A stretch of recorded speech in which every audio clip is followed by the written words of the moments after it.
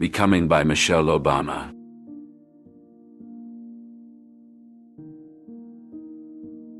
Reflections of Childhood. As I reflect on my childhood in the late 1960s, spending time with my great-aunt Robbie on Chicago's South Side, I'm instantly transported back to the melodic world of her apartment.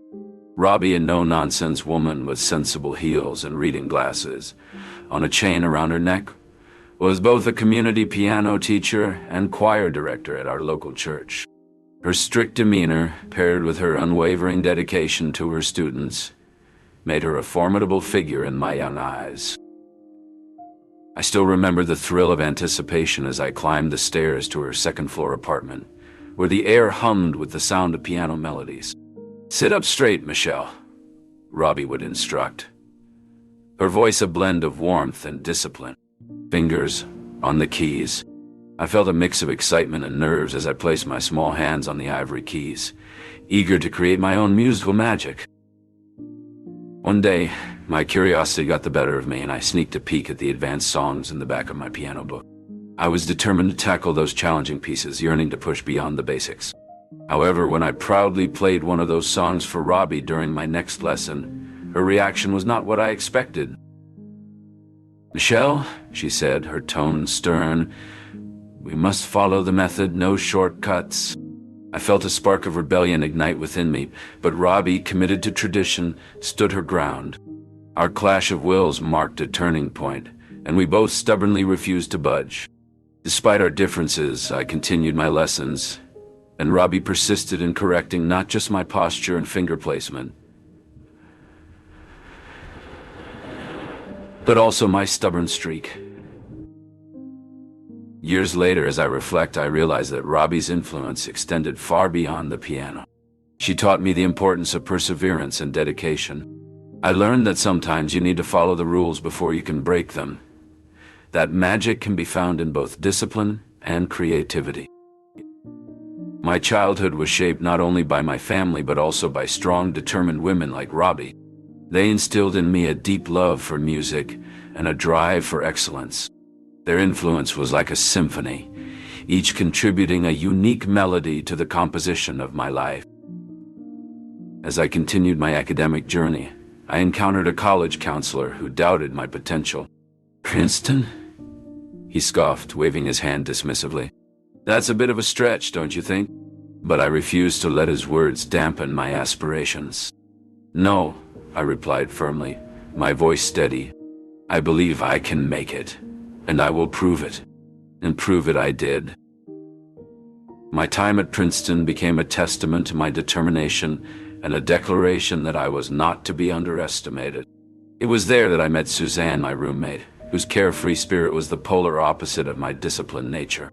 While I thrived on structure and schedules, Suzanne taught me the importance of embracing the unexpected. She showed me that life was also about finding joy in spontaneous moments and unplanned adventures. As I conclude this reflection, I realize that my childhood symphony was a beautiful blend of influences. Robbie's discipline, my parents' unwavering support, and Suzanne's zest for life each played a crucial role in shaping who I am today. It is through these experiences and relationships that I learned to navigate the melody of life, embracing both its structured rhythms and unexpected harmonies. Family resilience. The Johnson household was a beacon of activity as the sun peeked over the horizon. Craig, ever the vigilant protector, was already in the kitchen, ensuring their safety by checking the smoke detectors. Lila, his younger sister, observed with a blend of respect and curiosity. "Why every month, Craig?" she inquired. With a grave expression, he replied, "Preparation is key, Lil. It's what Grandpa Dandy taught us. Safety first." Their grandfather's tales of adversity, of opportunities denied, resonated with them, instilling a sense of vigilance that transcended mere fire safety. It was about safeguarding their family in an often unkind world. At school, Lila encountered a different kind of adversity. The whispered words affirmative action from a classmate burned like a brand. She confided in Craig later, who, amidst his studies, reassured her. You're there because you're brilliant, Lila. Don't let anyone convince you otherwise. Their bond was more than academic. Craig was her anchor, providing emotional support and helping her navigate social challenges. He introduced her to his friends, broadening her social network, and his popularity on the basketball team lent her a sense of belonging at Princeton. As Lila adapted to her new life at Princeton, she drew strength from her family's unwavering support, especially from her father, who, despite his health battles, remained a pillar of strength. His reassurances over the phone were not just words. They were the embodiment of resilience, teaching Lila to face her own challenges with grace. Craig's role in her life extended beyond the confines of Princeton's campus. He was there for her, not just as a brother, but as a friend who understood her struggles and triumphs. Together, they navigated the complexities of life, their bond deepening with each shared experience. The Johnson family's unity was their fortress, enabling them to withstand the storms of prejudice and emerge stronger, their love and resilience an unbreakable chain. Meeting Barack. Meeting Barack. The downtown bar was buzzing with the chatter of black professionals unwinding after a long day's work. The clink of glasses and the low hum of jazz in the background set the scene for what would be a life-changing encounter for Michelle. She spotted him from across the room, the man her friend had been so eager to introduce her to. Barack stood out in his white linen blazer, reminiscent of the Miami Vice costume closet. But despite his challenged sense of style, he was still considered a catch due to his good looks, poise, and success. His easy smile and relaxed posture drew people to him, like moths to a flame. "Michelle, this is Barack," her friend said, gesturing towards the man who extended his hand with a confident yet warm grip. "Nice to meet you, Michelle," Barack said, his voice smooth and inviting. They found themselves in a quiet corner away from the hustle of the happy hour. Barack's stories of his work as a civil rights lawyer and his visions for a better future captivated Michelle. She listened intently, her own passion for social change resonating with his words. "You really believe you can make a difference, don't you?" Michelle asked, a hint of admiration in her voice. "With all my heart," Barack answered, his eyes reflecting sincerity. Their conversation flowed effortlessly, from their shared love for community service to their favorite books. Laughter came easily, and so did moments of thoughtful silence. It was as if they had known each other for years. As the evening drew to a close, Barack offered to walk Michelle to her car. They strolled side by side, their footsteps echoing off the buildings. "I have to say, I'm impressed," Michelle said, breaking the comfortable silence. "You're not like most guys I've met." "Oh? And how's that?" Barack asked, his eyes crinkling at the corners as he smiled. "You're genuine, kind, and smart. It's refreshing," Michelle replied, her voice sincere. Barack chuckled. "I think you're pretty amazing yourself, Michelle. You have a spark in your eyes that I haven't seen in a long time." Their walk came to an end all too soon, and they stood beside Michelle's car, lingering in the quiet of the night. "It was great meeting you," Michelle said, feeling a pang of disappointment that their evening was over. "Would you like to grab dinner with me sometime this week?" Barack asked, his eyes holding a promise of new beginnings. "I'd like that very much," Michelle responded, her voice filled with anticipation. They parted with a shared look of understanding, each aware that they had stumbled upon something extraordinary. As Michelle drove away, the city's energy seemed to pulse with the rhythm of her beating heart, a testament to the night's serendipitous magic. Pursuing diversity and social change. Michelle sat in the bustling office of Public Allies, her eyes scanning the room filled with young, eager faces from all walks of life. The walls were adorned with posters that read, "Be the change and diversity is our strength." Across the room, Barack was deep in conversation with a group of allies, his hands moving animatedly as he spoke about the power of community organizing. Michelle's gaze lingered on him, reflecting on how his passion for social justice had ignited her own. "Michelle, we've got a new batch of applications," called out an intern, snapping her back to the present. She walked over and took the stack of papers, her mind racing with possibilities. Each application was a story, a potential ally in the fight for a better world. Later that day, Michelle and Barack sat together in a small cafe, their table cluttered with notes and cups of coffee. "I met this incredible young woman today," Michelle began, her voice filled with excitement. "She's from a housing project on the south side, and she's determined to bring change to her community." As the weeks passed, Michelle threw herself into her work, organizing workshops and reaching out to community leaders. She remembered the lessons from her childhood, the resilience her family had shown in the face of adversity, and it fueled her determination.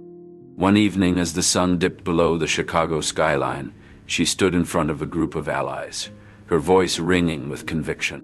"We can't do this alone," she emphasized. "Our communities are our strength, and we must believe in ourselves and each other." With those words, Michelle knew she was part of something bigger than herself, a movement for change. Embracing service and empowerment. As I transitioned to Public Allies, a nonprofit organization that aimed to cultivate young leaders in the public sector, I was both excited and intimidated. But I was determined to make a difference and prove to myself that I could succeed in this new field. Throughout this period, Barack's support was instrumental in my success. Our partnership grew stronger with each passing day. Back in Chicago, I threw myself into my work at Public Allies. I was determined to make a difference in the lives of young people from diverse backgrounds, and to prove to myself that I could succeed in this new field. Through my work at Public Allies, I began to see the tangible results of my efforts. I witnessed young people from underrepresented communities thrive in careers they never thought possible. I saw firsthand the impact that dedicated leaders could have on their communities. And through it all, Barack was by my side, supporting me every step of the way. Our partnership grew stronger with each passing day, as we navigated the challenges of our careers and our personal lives together. In the end, embracing service and empowerment had brought me more than I ever could have imagined. It had brought me a sense of purpose, a sense of direction, and a partner who shared my values and aspirations. As I look back on my time at Public Allies, I realized that it was a pivotal moment in my life. It taught me the value of hard work, dedication, and perseverance. Most importantly, it showed me that I had the power to create change and make a difference in the lives of others. With Barack by my side, I felt empowered to take on new challenges and pursue my passions with even greater zeal. Supporting Barack's political aspirations. Supporting Barack's political aspirations. As I stood by Barack's side watching him take the stage to announce his candidacy for the Illinois Senate, I couldn't help but feel a mix of emotions. Pride, excitement, and a hint of nervousness all swirled together as I thought about what this meant for our family. Barack's optimism was infectious, and I knew he was driven to make a difference. But I also knew that this journey would come with its own set of challenges. We had already faced skepticism from some who doubted Barack's ability to win simply because of the color of his skin. But Barack was undeterred, and I admired his determination. During the campaign, I played a supportive role, collecting signatures, knocking on doors, and listening to residents' concerns. It wasn't always easy, but I knew that every effort counted. I remember one conversation with Laura Bush, where she shared her own experiences as a former First Lady. Her words of wisdom and encouragement helped me feel less alone in this new world. As Barack's presidential bid gained momentum, the scrutiny intensified. Every move we made was under a microscope, and the pressure to perform exceptionally well was overwhelming at times. Fundraising efforts were crucial, and we knew that a strong showing in the earliest primaries was essential for the campaign's success. Iowa became a focal point for us, and I traveled there almost weekly to campaign and connect with voters. It was a predominantly white and rural state, but winning there would send a powerful message to black voters nationally and establish Barack as a viable candidate. One of the most memorable moments during this period was my speech at the Democratic National Convention in 2008. With the help of a speechwriter, I delivered a powerful address that gave insight into my personal life, my family, and my support for Barack. The goal was to change people's perception of me and further strengthen Barack's candidacy. But it wasn't all smooth sailing. We faced challenges like separation due to Barack's legislative duties, balancing work and family life, and the constant pressure of being in the political spotlight. There were times when I felt overwhelmed and struggled to find my footing. "Michelle, you're doing great," Barack would reassure me during those tough moments. "You're an amazing partner and an incredible mother. We're in this together." His words always lifted my spirits, but I knew that I needed more than just reassurance. I needed real help.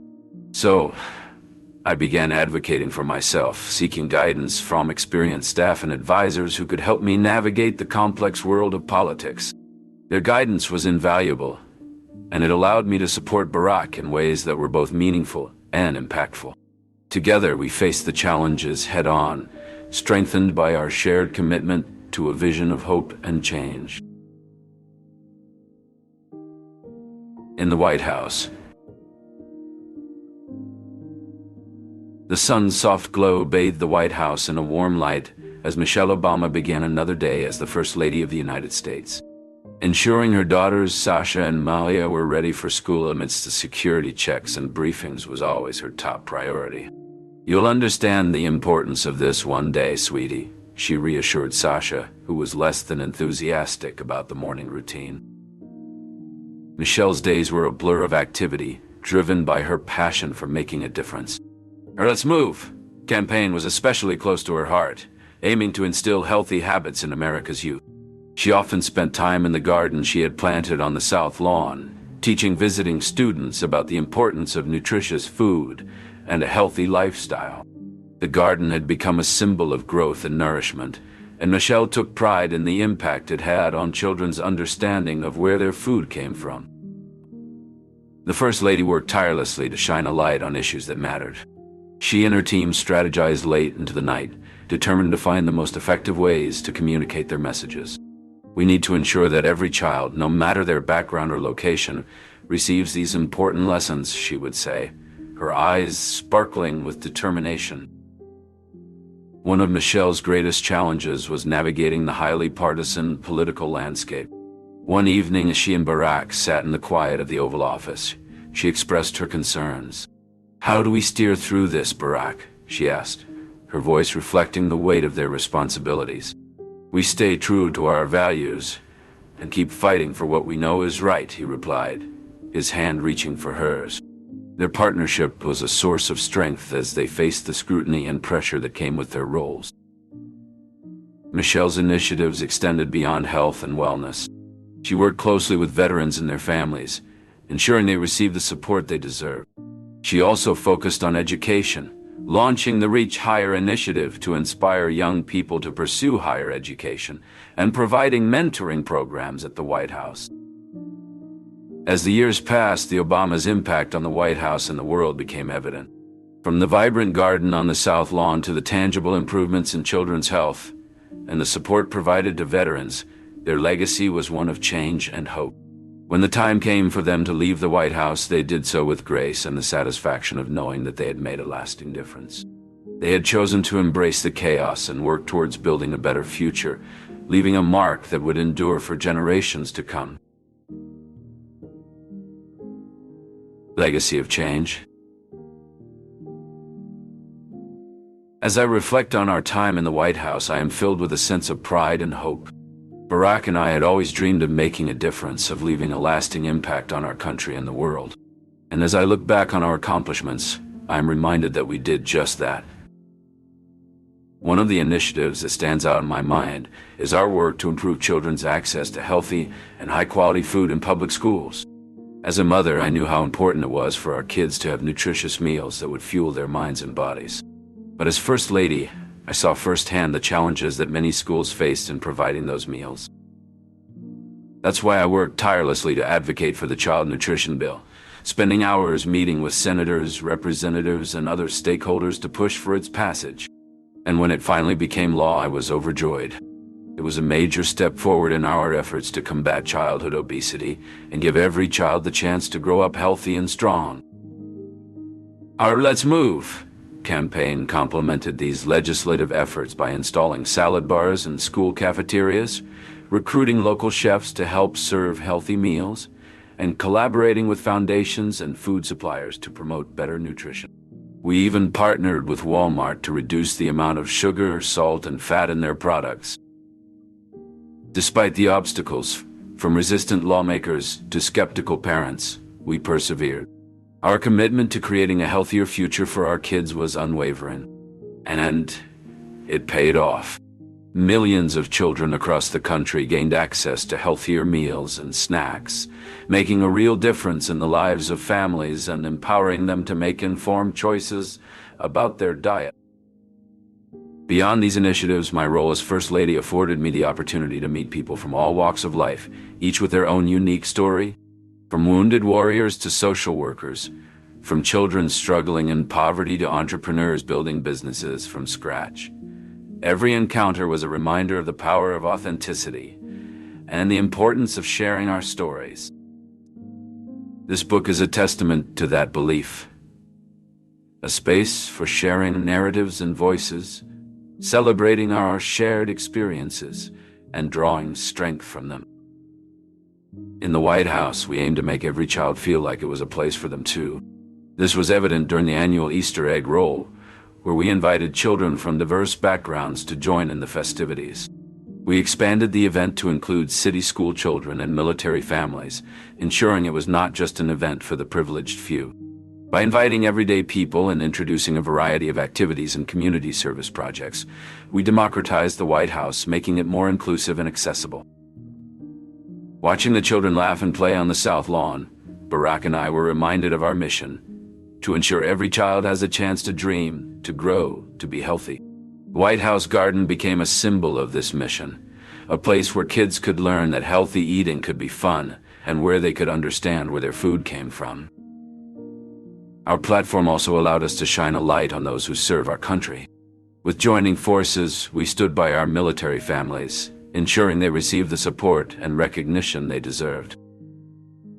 The Child Nutrition Bill and Let's Move campaign had significant impacts on children's health and school meals. The bill added more fresh fruits and vegetables, whole grains, and low-fat dairy to school meals, leading to increased consumption of these nutritious foods among children. It regulated the sale of junk food in schools, promoted the establishment of school gardens, and encouraged the use of locally grown produce, which not only improved the quality of food served, but also educated children about the benefits of fresh ingredients. The reduction in salt, sugar, and fat in school meals, led by major corporate suppliers, aimed to lower the intake of unhealthy nutrients and promote balanced diets. Furthermore, the Let's Move campaign's promotion of physical activity, through partnerships with sports leagues and media companies, worked to combat sedentary behaviors and encourage regular exercise. These efforts were not just about changing menus or adding programs. They were about instilling lifelong habits that would lead to a healthier generation.